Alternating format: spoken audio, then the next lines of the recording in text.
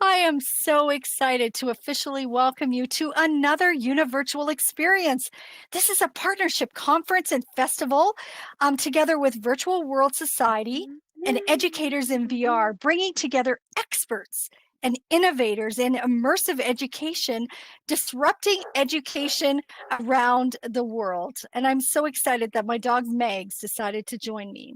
Now, before we begin with this amazing talk, and I'm so excited about this one, we'd like to take a moment to thank our sponsors who make all of this possible.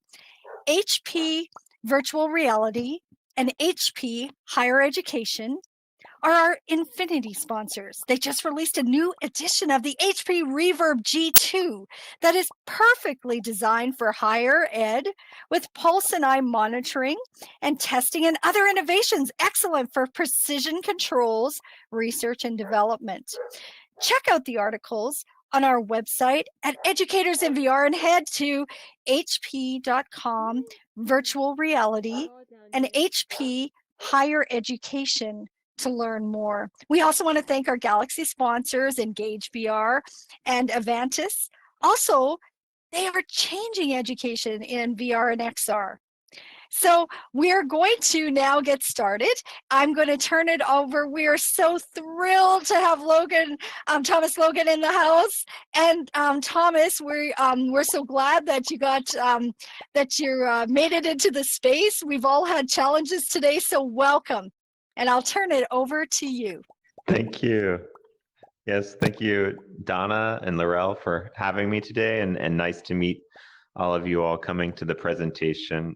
Honored to be here at Educators in VR, the UniVirtual conference. My passion on even doing these presentations started with the first Educators in VR conference that occurred last year, and I really realized how this all works. We can actually talk to each other and meet each other all over the world. So I'm excited to meet you today and talk to you about, is this a dream? Accessibility and VR. And of course, I hope it's not a dream. Let's make it real. So my name is Thomas Logan. I am the CEO of Equal Entry, and my organization, my company, focuses completely on making sure that technology works for people with disabilities. Very passionate. My whole career has been spent working in accessibility and digital technology, and I look at VR and AR as, of course, the cutting edge, and these things need to be accessible today. I don't want to wait 10 years for these to be accessible to everyone. We want everyone to be able to participate.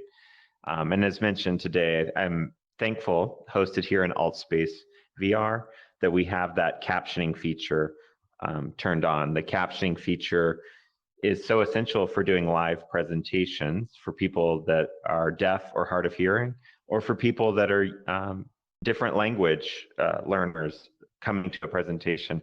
The functionality and the features that we have here in ALTSPACEVR are very cutting edge and very exciting. So I'm very happy to be able to talk about these topics with you today in a platform that is working so much on accessibility.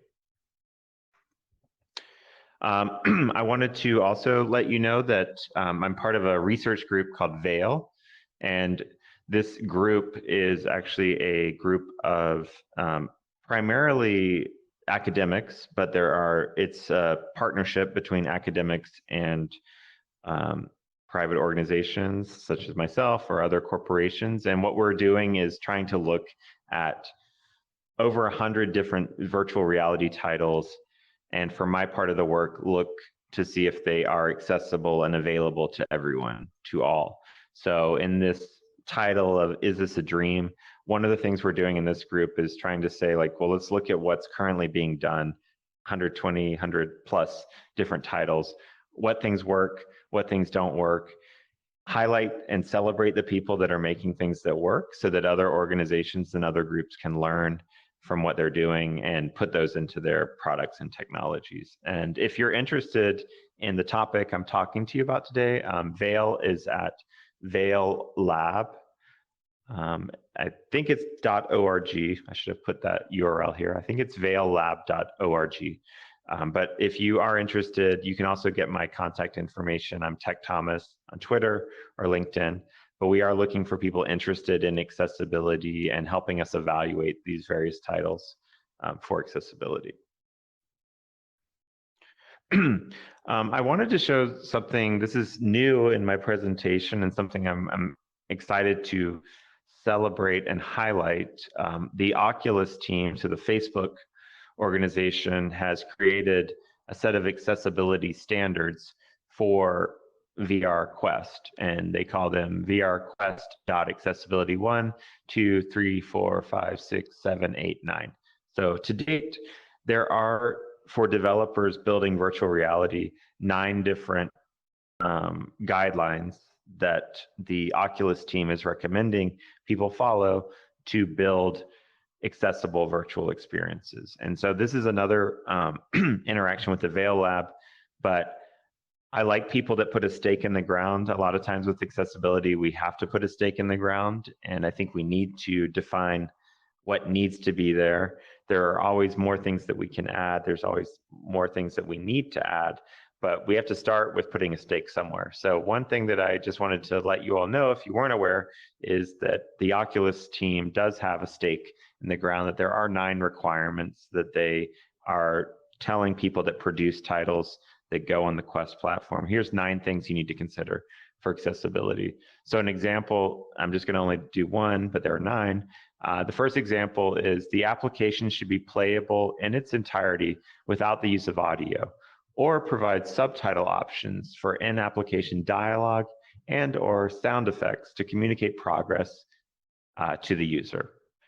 And then they give you some steps on how you test that. So you launch the title, you play through the content application without audio. So for those of us maybe joining today in a Quest, you could turn your volume down to 0.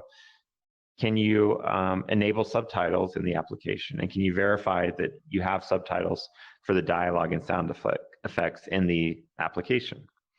So I chose this one too, just to say, like, look, ALTSPACE can comply with this, right? Like ALTSPACE has this captioning feature. As Laurel was teaching you at the beginning, you can turn that feature on in your settings and enabling subtitles, and that's very exciting, and that's what we want to see in more and more experiences. So ALTSPACE meets this requirement. They're actually enabling this, but so many applications don't meet this requirement, unfortunately. So what we want is to see this more ubiquitous. We want to see this in every experience, especially, you know, anything where audio communication is essential, we need to have subtitles. So again, if you're interested in this area, like, and you want to influence people to make changes, if you link them to these guidelines, the Facebook team and the Oculus team has done a good job of creating these requirements and also in highlighting more information. So under additional details, you can actually click that link and see more specificity about things they recommend and best practices for captions inside of VR. My next point, and this is, I also added this slide recently because I have been doing this talk a fair amount, and I think this is very, very essential for accessibility. What matters, I think, the most is that we influence the developers, the engines, to put accessibility features into them. So on the screen, I have a picture of the Unity engine. This is, you know, a very complex 3D scene that's being built.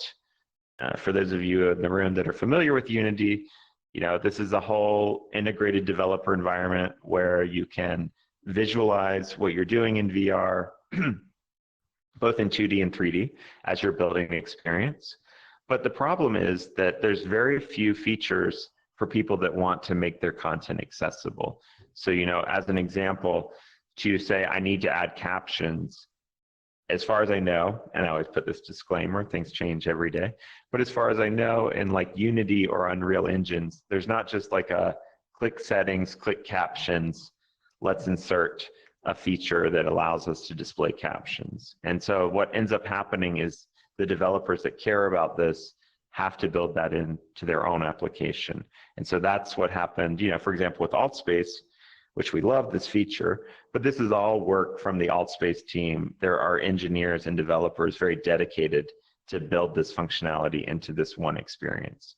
And so one big picture, is this a dream point I want to make, is that we need to get these put into the tools that developers use to build these experiences, because it, you know, if you're a company like ALTSPACE, which is currently, you know, owned by Microsoft, you have the resources potentially to work on this topic.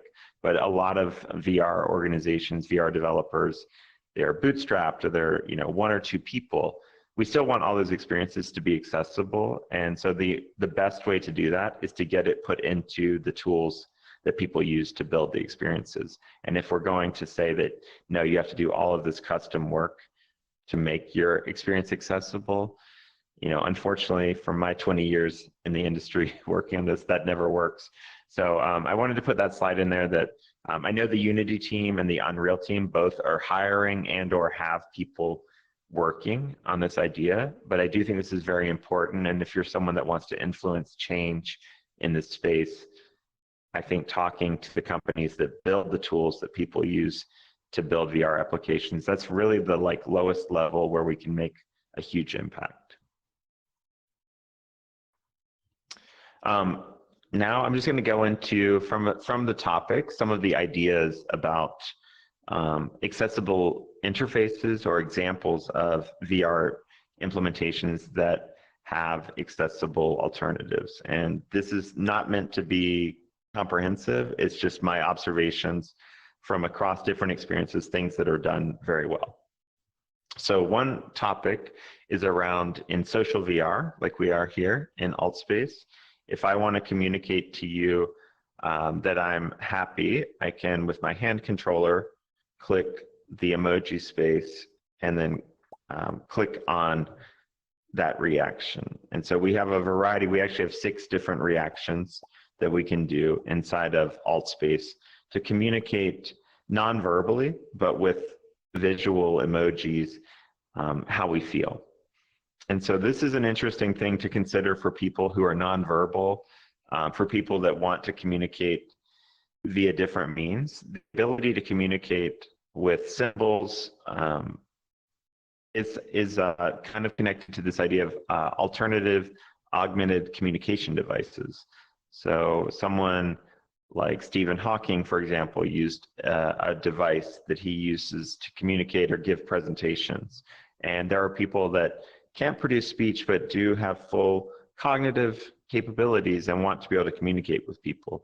So this kind of design and being able to communicate with emojis or communicate with symbols, I think is something very important in social VR. And I think where we can see in the future, it's like we should have many more different symbols that we can use to communicate.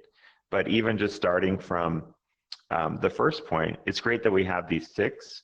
And the other point I wanted to make with this, which both Mozilla Hubs and ALTSPACE VR have supported, is that you can launch these emojis using your keyboard. So for someone that is not using the hand controllers, maybe having the dexterity of controlling every finger and pulling up this emoji menu, you can use the number keys like 1, 2, 3, 4, 5, 6 to launch these emojis. So that's another best practice.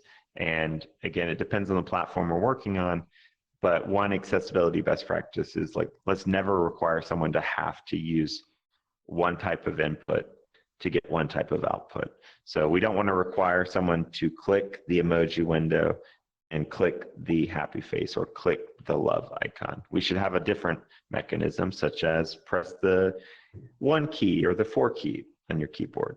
And so this harkens back to accessibility best practices way before VR, but these are things that should still be there in VR, you know, in 2021.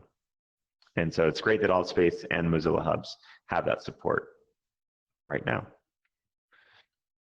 Another very important thing for accessibility, and this is a Oculus guideline, it's the best experiences have interaction feedback that give you multiple modalities. So the kind of typical interaction feedback is visual. I move my pointer over something, I hover on it, and I see the color change. And now I know that, oh, the color changed, I can do something with that.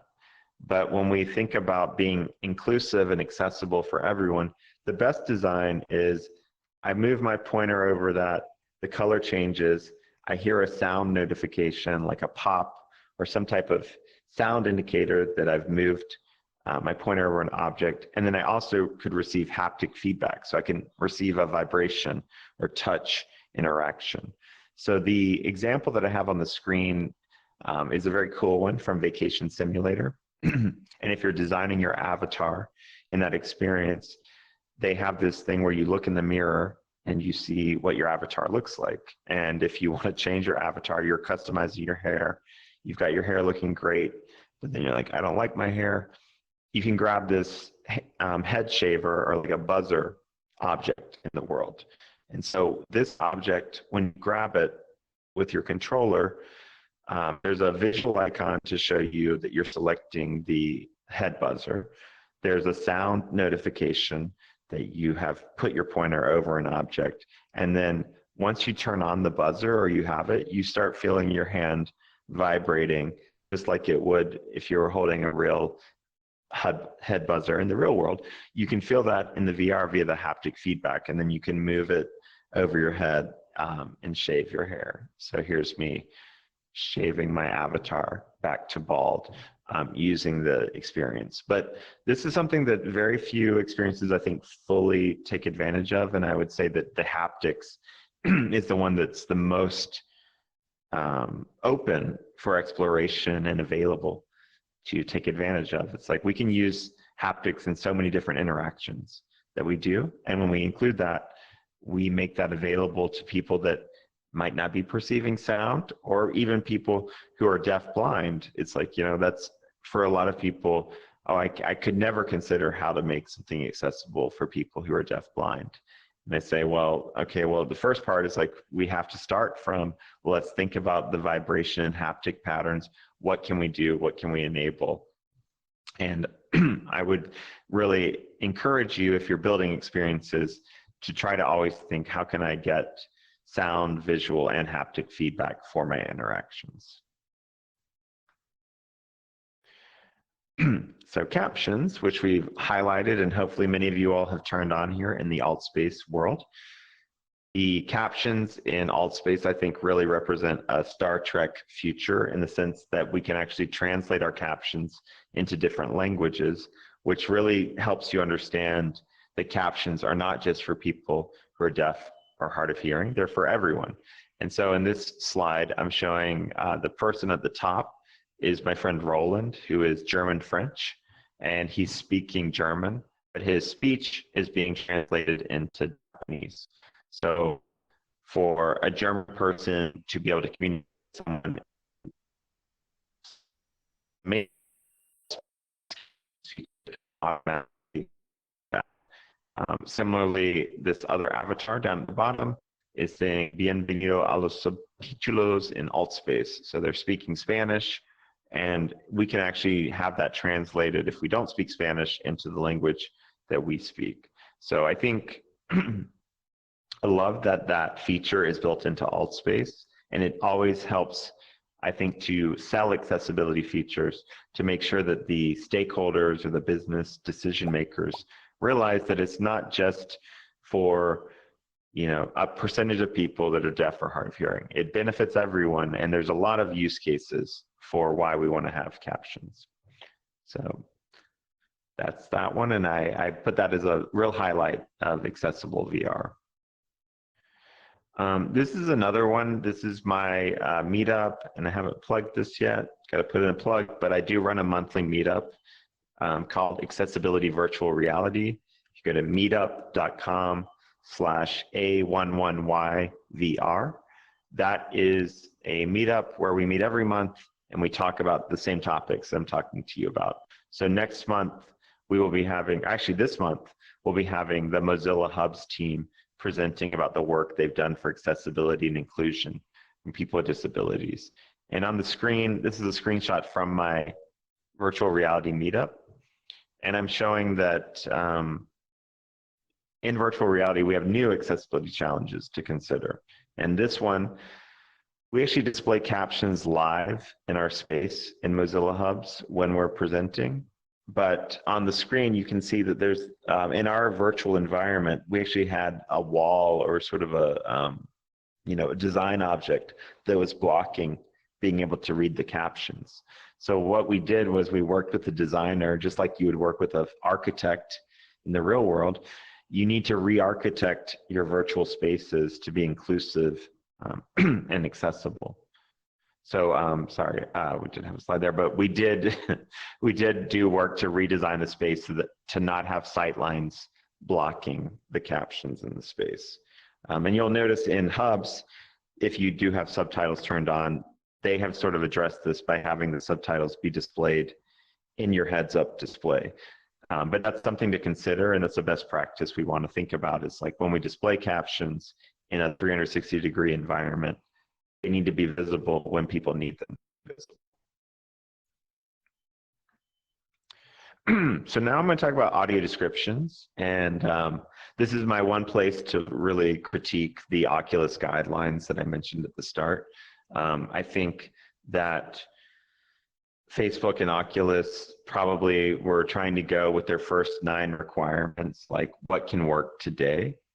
But to me, what they've done is they've completely ignored the fact that someone that's blind or low vision wants to be able to do virtual reality experiences as well. Of course, any of us that are interested in technology, we want to do all of these experiences. So audio descriptions is something not included in the Oculus guidelines, but something I think is very important.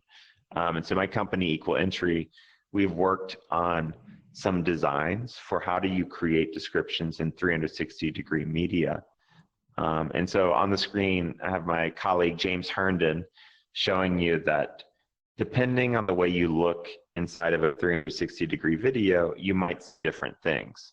So audio description, for those of you that are aware of them, like if you watch a Netflix show, right now, if any show that's produced by Netflix, if I'm blind, I can turn on an audio described version, not have to watch the video. I can listen basically to a podcast format of what's happening in the video. And so if the video, think people are punching each other and they were just a bunch of sound effects, I need to have an audio description of, oh, the main character is punching the enemy or the enemy's beating up the main character. You need all of that described if you can't see the action. So that's what an audio description is.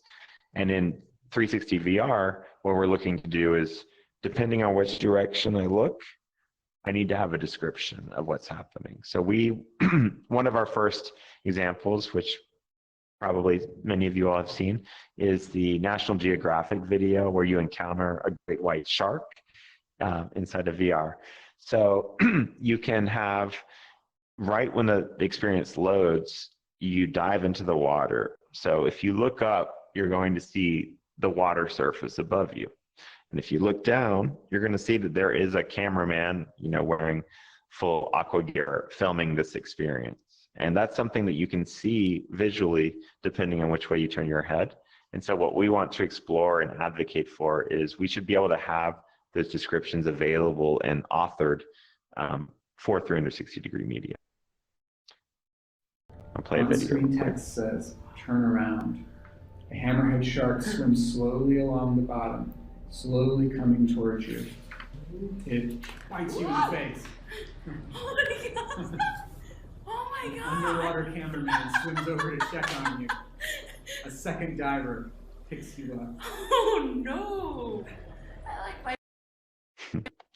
So we created that example. Hopefully that video played for everyone, but that my company did some work with people who are blind and low vision with this video. And what we were trying to show is that, if you miss the whole point of the video is to see the shark coming at you and biting you, that's the whole genesis of creating that video. That's the reason why that video has got over 1 million views.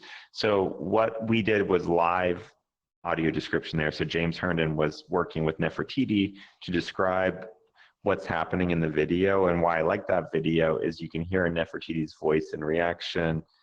She's having a immersive reaction to the experience. And that's what we're trying to have in VR. And so we're doing this research at this point, but we want this to be built in to technologies. When people build a 360-degree video, they should have that consideration. That should be a requirement. That should be a part of the process of designing these things. And a lot of times when people build these things, they already write that all out in the script.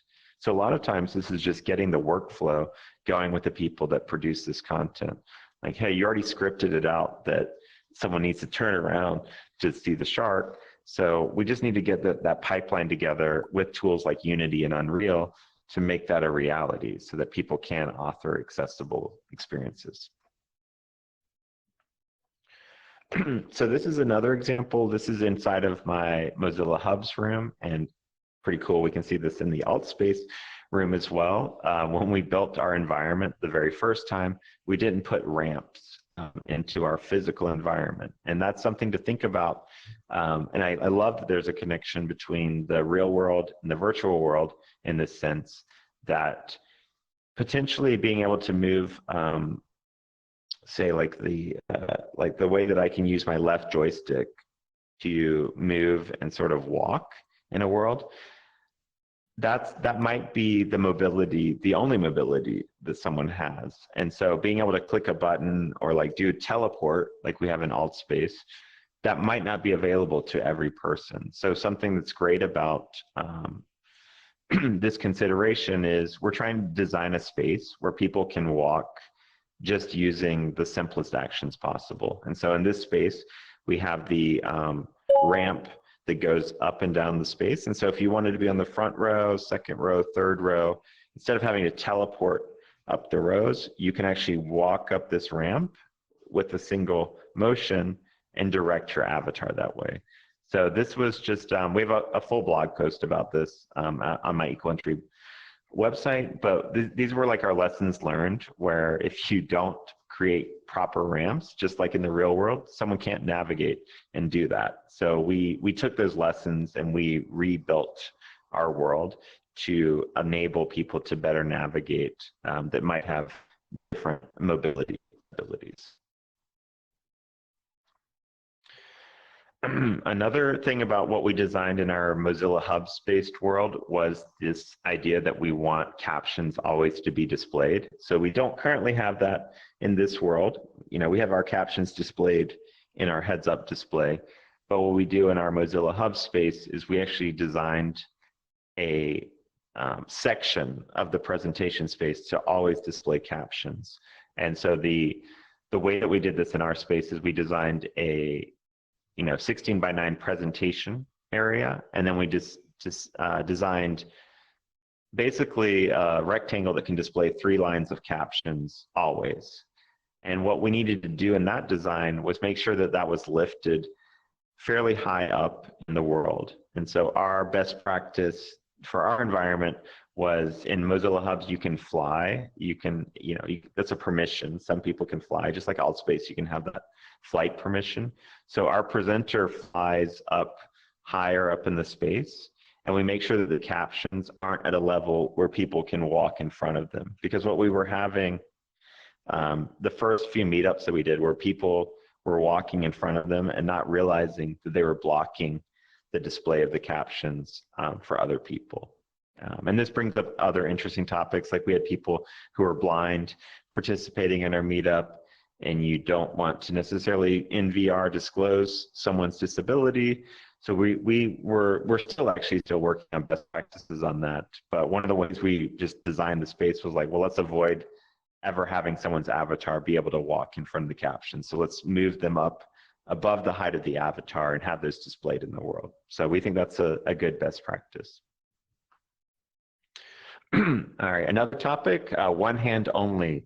So this is, I'm actually using the Oculus Quest right now. This is an Oculus Quest guideline, but what we want to do with every experience is at least test that it can be completed using a single hand controller.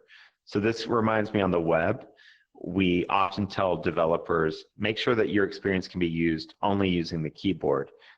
Don't require someone to have to use the mouse or a pointer to use the experience. It's kind of like that in VR, where I think if you have made your experience flexible enough that it can be completed with one hand only, it shows that you've put that thought in there and you're going to be more accessible and inclusive to people with various abilities. And so now I'm going to show you a quick video from Half-Life Alyx, where they have implemented a feature to allow one-handed support.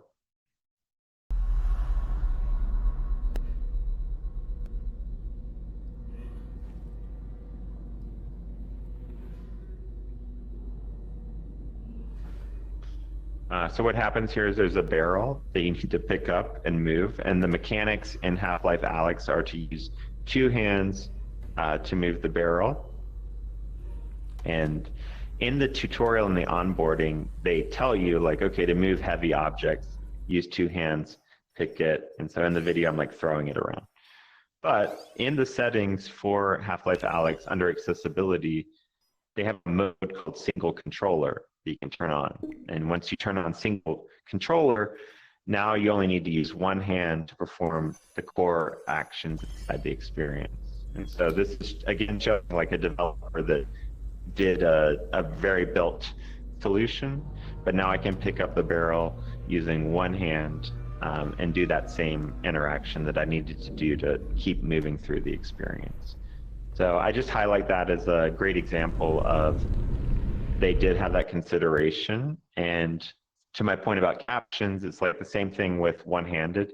It's like sometimes your battery dies in one of your controllers, or sometimes you just only want to use one controller, even if you can use two hands. So designing these experiences to meet this requirement, it's not just about, oh, I need to make sure that it works for someone that only has one hand. You know, it's this best practice that when you make something accessible, it's better able to be used by everyone. And, you know, I really believe that. And I think you would know that from your users when you listen to their feedback about these types of experiences. All right, another one that I want to emphasize, and we're close to the end here. So I want to talk about full voice control. So I believe that for people that are quadriplegic, for example, no movement of your hands and legs, but able to move your head, able to speak, fully able to understand the world, using your voice to control a software interface is the best design. And this is something that's taken many years to get going in iOS and Android, Windows and Mac OS. But something that's very exciting right now is that all of these interfaces or platforms do allow themselves to be controlled fully with the voice in 2021. So on the screen, I'm showing a woman in a Google video. She's using her Google Android hands-free, and she's able to do everything that, you know, she basically in this video takes a picture, sends a picture to her friend, and sends them a text message. And she does all of those UI operations only using her voice. And this is something I really want to see in VR. I think you see this occasionally in different VR titles, but we definitely don't have like Oculus or Microsoft HoloLens or Magic Leap. There's no like, I need to fully control this thing just using my voice. There's always a requirement of using a hand pointer.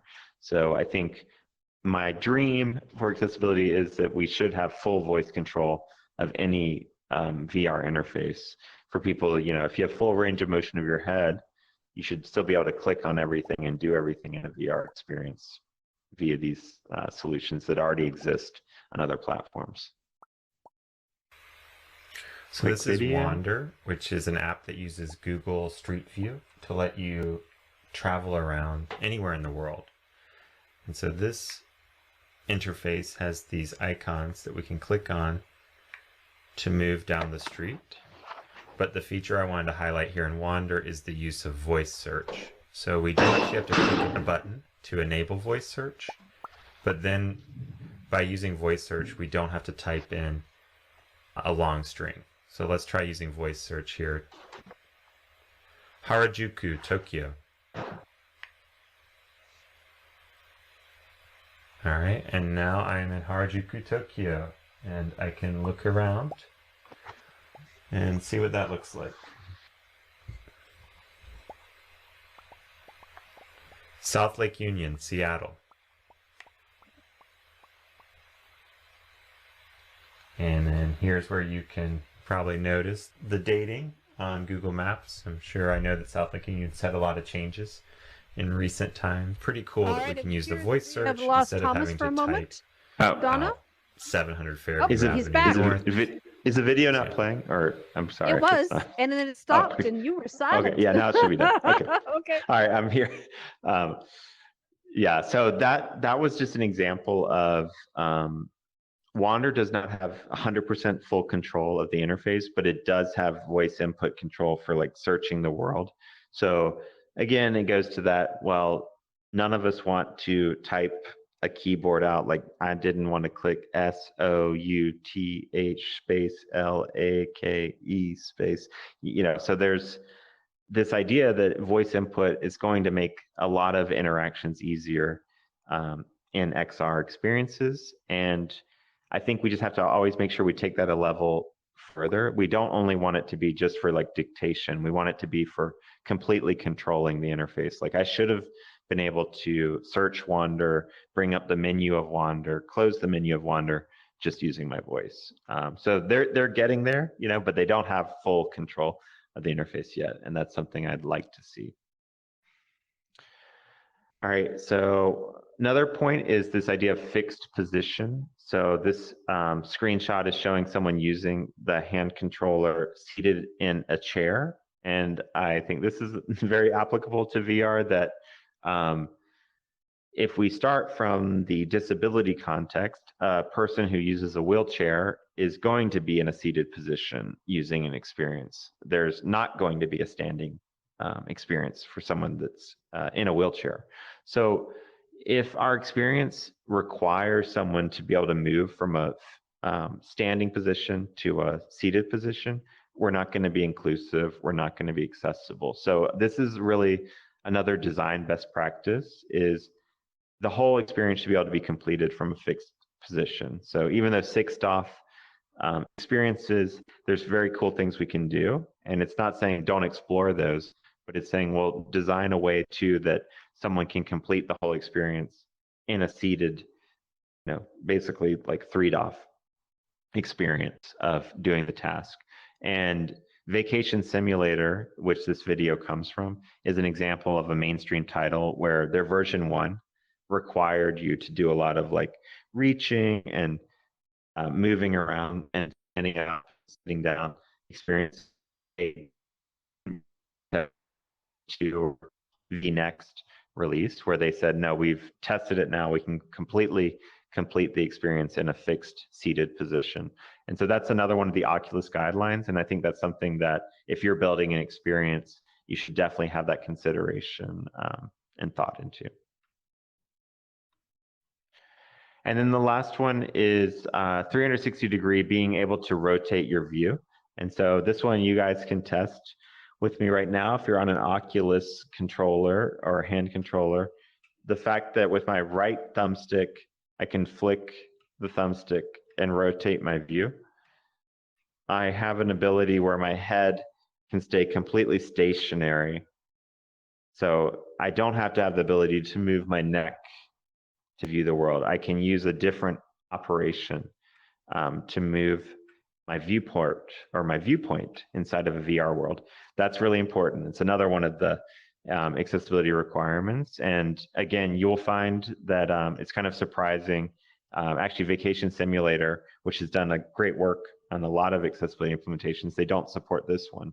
So, for example, if I was someone that could not move my neck with full range of motion, I can't do some of the tasks in Vacation Simulator because they don't have that gesture to position the viewport like that. So just put that out there too as another thing that ALTSPACE implements it, and that's why I wanted to demo. I just did a full 360 just using my hand, but we should be looking for that in every VR experience. And with that, I want to just say thank you so much to letting me present here with you all today, and happy to do some Q&A for the next few minutes.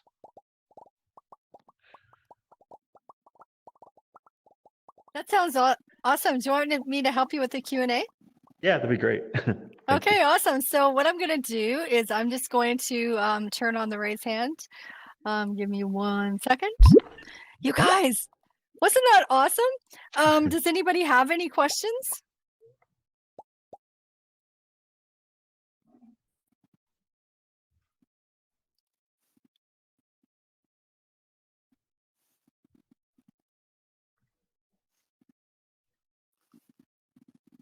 Oh, why don't I actually accept one of the questions? Oh, you guys, it's been a long day. 3D printing. I'm giving you the mic. Oh my gosh, sorry, Thomas. Oh yeah, what a day. Right. Thank you. Yeah. The president of the Fiji Disabled Federation is very interested in using VR for various programs. And I would very much like to connect with you and discuss further what can be done here. He is very well respected and has secured funding previously. So can we please connect outside of this? Yes, I just added you on ALTSPACE, and thank you so much. Yeah, I'm Tech Thomas on LinkedIn and Twitter, and then I just added you to ALTSPACE.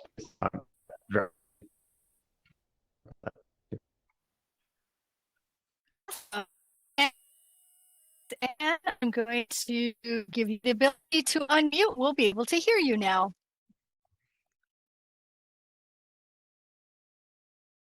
Is it working? Are you able to unmute? I'm going to try it once more, okay? So give me a sec.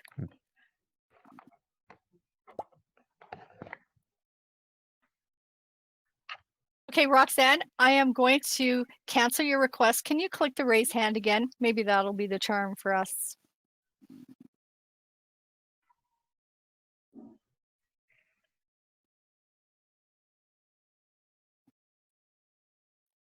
Oh, maybe not. Go on the right track,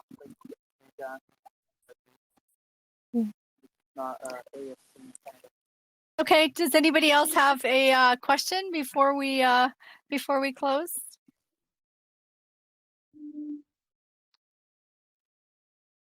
Okay, well, I think then that's what we will do, Thomas. This was really it's fascinating, and we're just getting started with what accessibility can happen, right? So exciting times to be in on the ground floor, and you guys, every time that you use captioning, every time you access some of these resources, you are helping to test, and it takes so much testing. You guys are pioneers, and what it's going to look like 2 and 3 years from now wouldn't happen without you guys doing that. So grateful for you guys doing that. So with that, I'm going to say thank you, Thomas, and I'm just going to say thank you to every one of you for attending a UniVirtual Experience event.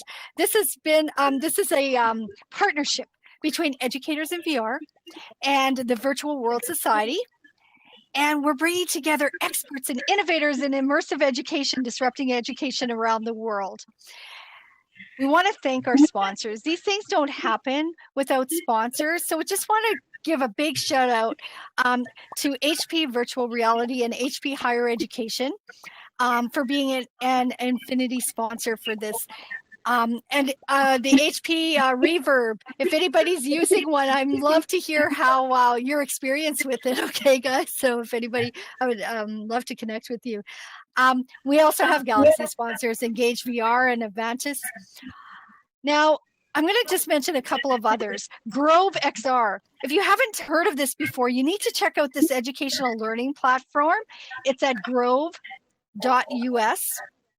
And then you guys, Dr. Angelina Dayton is the sponsor, the VR Lady, who is the founder and director of Students in VR. And she's the vrlady.com. Frame VR. You guys got to check this out. You have so many opportunities. We're in, I believe it's going to be 19 platforms when all is said and done. And so Frame VR is a WebXR browser-based social creative VR platform. It's just framevr.io. And LearnBright. That's another one that I want to mention. So LearnBright, the educational platform and headset that makes learning in VR safe and exciting. So that's learnbright.com. So, and my last comment is just to volunteers and to the people taking video. You guys are going to be able to watch this again and catch the things that you missed the first time, right? Because we all can only catch so much information. So, thanks to Tony Cube Studios for the generous management of the video and live streaming, and the volunteers. So, moderators and videographers. There's so many people to make this happen. It really does take a village, people. So thanks again to all of you. And we are going to end the recording and say thank you and hope to see you at another UniVirtual Experience event.